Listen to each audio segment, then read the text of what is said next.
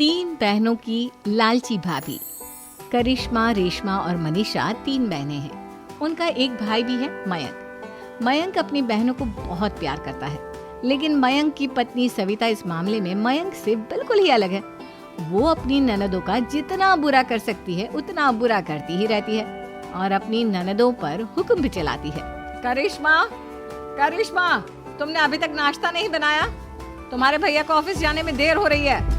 हाँ भाभी, बस अभी बनाती हूँ। करिश्मा, तुम ये ढीलापन छोड़ दो। कल को पराये घर जाना है। वहाँ अगर तुम इस तरह से काम करोगी तो लोग क्या कहेंगे कि माँ ने और भाभी ने कुछ सिखाया नहीं। और तुम्हारी दोनों बहनें कहाँ है? रेशमा मार्केट गई है और मनीषा सो रही है। क्या? सुबह के 8 बज रहे हैं और ये महारानी अभी भी सो रही है? ये कहते हुए सविता अपनी सास दुर्गा देवी के पास जाती है। माँ जी, देख रही हो अपनी बेटियों के तौर तरीके? क्या हुआ बहू, सुबह सुबह क्या कर दिया मेरी बेटियों ने? अरे एक तो अभी अभी उठकर किचन में गई है, दूसरी सुबह सुबह बाहर चली गई और तीसरी अभी तक सो रही है। क्या करूं मैं इन तीनों का, मैं तो परेशान हो गई हूँ। जा जाकर उठा उसे और रेशमा से मैं बात करती हूँ। सविता सीधा मनीषा के कमरे में जाती है और उससे कहती है, महारानी जल्दी उठो, सूरज सर पर आ गया है। भाभी थोड़ी देर और सोने दो ना, मैं रात को लेट सोई थी। वो क्या ना यूनिट टेस्ट चल रहे हैं। शराफत से उठती है या नहीं, या फिर पानी की भरी बाल्टी डालूं तेरे ऊपर? नहीं भाभी, मुझे बिस्तर में नहीं लाना, उठती हूँ मैं। मनीषा जल्दी से उठकर बाथरूम में चली जाती है। सभी आराम से बैठकर नाश्ता कर रहे होते कि तभी रेशमा बाजार से हाथ में सामान लिए आ जाती है। रेशमा को देखते ही सविता उस पर बरस पड़ती है। लो, आ गई महारानी। ऐसा भी क्या सामान लाना था जो सुबह आंख मलते ही बाजार की तरफ रवाना हो गई? भाभी, कल आप ही तो चीख रही थी कि घर का सारा सामान मुझे ही लाना पड़ता है, घर में किसी को भी किसी काम से कोई लेना देना नहीं है। अब मैं बाजार जाकर सामान ले आई तो आपको इस बात से भी तकलीफ हो रही है? देख रही हो माँ जी, अपनी बेटी की जुबान कैंची से भी तेज चलती है। और मयंक, आप तो कुछ कहेंगे नहीं अपनी लाडली बहन को। रेशमा, अपनी भाभी से ऐसे बात नहीं करते। चलो माफी मांगो। भैया, मैं क्यों माफी मांगू? आप भाभी से बोलिए ना कि हम पर कम हुक्म चलाया करे। हम इस घर की बेटियां हैं और आपकी पत्नी की ननद है, नौकरानी नहीं। लो कर लो बात। इनकी भलाई के लिए कुछ भी बोलो तो इन्हें बुरा लग जाता है। इस घर में यही इज्जत है मेरी। देख लो माँ जी, आपकी बेटी किस लहजे में मुझसे बात कर रही है। सविता वहाँ से चली जाती है। मयंक को बहुत गुस्सा आता है, वो भी वहाँ से चला जाता है। फिर करिश्मा रेशमा को समझाती है, रेशमा, तुम्हें भाभी से माफी मांग लेनी चाहिए थी ना। लेकिन दीदी, मैंने कुछ किया ही नहीं, तो मैं माफी क्यों मांगू? हाँ करिश्मा दीदी, रेशमा दीदी जैसे ही घर में आई भाभी ही उन पर चिल्ला रही थी। हाँ, मैं मानती हूँ कि गलती भाभी की थी। मैं तो इसलिए बोल रही हूँ कि भाभी ने माँ को तो पूरी तरह अपने वश में कर लिया है। वो हमारी बात सुनती ही नहीं। मयंक भैया हमारे लिए हमेशा खड़े रहते हैं, इसलिए उनकी बात का मान तो तुम्हें रखना चाहिए था ना। कोई फायदा नहीं दीदी, कुछ दिनों की बात और है, भाभी उन्हें भी हमारे खिलाफ भड़का देंगी। फिर वो भी माँ की तरह हमारी किसी बात का विश्वास नहीं करेंगे। इसी तरह सविता अपनी तीनों ननदों को किसी न किसी बात पर परेशान करती रहती है। एक दिन मयंक अपनी तीनों बहनों के लिए गिफ्ट लाया। क्या रेशमा, ये तुम्हारे लिए हार का सेट। रेशमा, तुम्हारे लिए सुंदर सी ड्रेस। और मनीषा, तुम्हें किताबें पसंद है ना, तुम्हारे लिए किताबें लाया हूँ। थैंक यू भैया। थैंक यू भैया। थैंक यू भैया। करिश्मा, तुम्हारा नेकलेस कितना सुंदर है। ये भैया कहाँ से ले आए होंगे? मैंने भैया को 3 दिन पहले फोन पर ये डिजाइन दिखाया था और आज भैया ये ले आए। सविता तो अपनी ननदों के गिफ्ट्स देखकर जल गई और करिश्मा का नेकलेस तो उसे भी बहुत पसंद आया था। अपनी बहनों के लिए कितना अच्छा नेकलेस लेकर आए हैं, मुझे कभी कोई गिफ्ट नहीं दिया।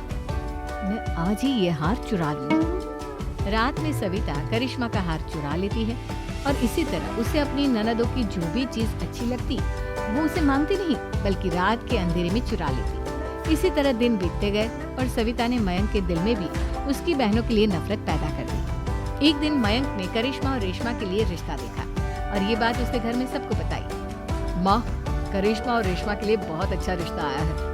वो लोग कल इन्हें देखने आ रहे हैं। आप और सविता मिलकर सारी तैयारी कर लेना। ये सुनकर करिश्मा और रेशमा खुश हो जाती है, लेकिन सविता सोचती है, अगर इन दोनों बहनों की शादी हो गई तो घर और बाहर का काम कौन करेगा? मनीषा तो एक नंबर की कामचोर है, उससे तो किसी बात की उम्मीद लगाना ही बेकार है। मुझे इस शादी को रोकना होगा। अगले दिन सभी लड़के वालों के स्वागत की तैयारी करने में लगे होते हैं। तभी मयंक अपनी बहनों से आकर कहता है, तैयार हो गई तुम दोनों? देखो दोनों लड़के बहुत अच्छे हैं, मैं कोई कसर नहीं छोड़ना चाहता, इसलिए तुम उनके सामने अच्छे से बिहेव करना और अपनी भाभी से लड़ने मत लग जाना। करिश्मा, तुम वो नेकलेस पहन लो ना जो मैं तुम्हारे लिए लाया था। भैया मैं बहुत देर से वो नेकलेस ढूंढ रही हूँ, लेकिन मुझे मिल ही नहीं रहा। क्या तुमने नेकलेस खो दिया? तुम्हें पता भी है वो कितना महंगा था? तुम कोई काम ढंग से नहीं कर सकती। मयंक गुस्से में वहां से चला जाता है। थोड़ी देर बाद लड़के वाले भी आ जाते हैं। वो दोनों बहनों को पसंद कर लेते हैं और रिश्ता पक्का हो जाता है। लेकिन सविता के दिमाग में तो कुछ और ही खिचड़ी पक रही थी। वो पंडित जी के पास करिश्मा की कुंडली लेकर जाती है और उन्हें पैसे देकर करिश्मा की कुंडली बदलवा देती है।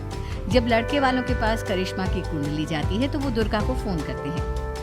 बहन जी, हमने करिश्मा की कुंडली अपने पंडित जी को दिखाई थी। आपकी बेटी की कुंडली नहीं बल्कि दोषों का पिटारा है। देखिए, मैं और मेरे पति इन सब बातों में बहुत विश्वास करते हैं, इसलिए हम आपकी बेटी से अपने बेटे की शादी नहीं करा सकते। इस तरह करिश्मा का रिश्ता टूट जाता है और सभी घर वालों को बहुत दुख होता है। अब कविता सोचती है, चलो करिश्मा का तो रिश्ता टूट गया, अब रेशमा का भी रिश्ता तोड़ना है। क्या करूं? अब सविता आवाज बदलकर किसी अननोन नंबर से रेशमा के होने वाले ससुराल में फोन करती है। हेलो, मैं कौन हूँ कौन नहीं ये आपके लिए जानना जरूरी नहीं। बस इतना सुन लो कि रेशमा का 2 साल से किसी के साथ अफेयर चल रहा है। बस रेशमा का रिश्ता तोड़वाने के लिए सविता का इतना कहना काफी था। अब रेशमा का भी रिश्ता टूट गया।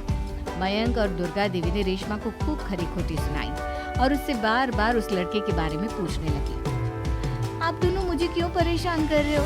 अरे कोई लड़का होगा मेरी लाइफ में तो मैं बताऊंगी ना, जब कोई है ही नहीं तो कहाँ से लाऊं मैं कोई लड़का? तो तेरे होने वाले ससुराल वालों को फोन किसने किया था? माँ मैं नहीं जानती किसने फोन किया था, मैं सच कह रही हूँ। मैं तो पहले ही कह रही थी इसकी लगाम खींच कर रखो, लेकिन मेरी सुनता ही कौन है। आप चुप रहिए भाभी, ये सब आपका ही किया धरा है।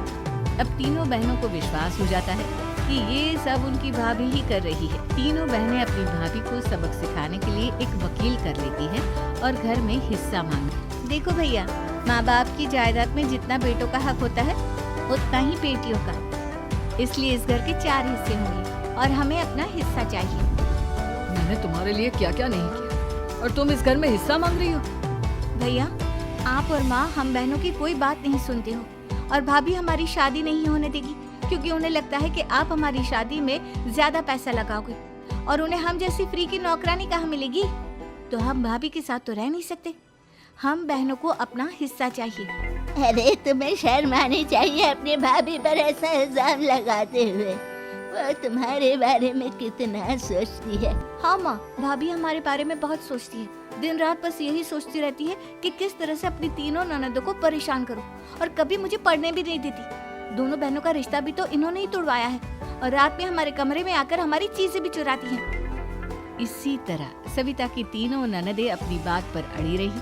अब कोर्ट में तारीख भी शुरू हो गई। जब सविता को लगा कि उसकी तीनों ननद इतनी आसानी से नहीं मानने वाली, तो उसने अपने पति और सास को सारी सच्चाई बता दी और अपनी तीनों ननद से माफी मांगी। मयंक और दुर्गा को भी अपनी गलती का एहसास हो गया। अब सविता खुद करिश्मा और रेशमा के लिए अच्छा रिश्ता ढूंढती है और उनकी शादी करवाती है।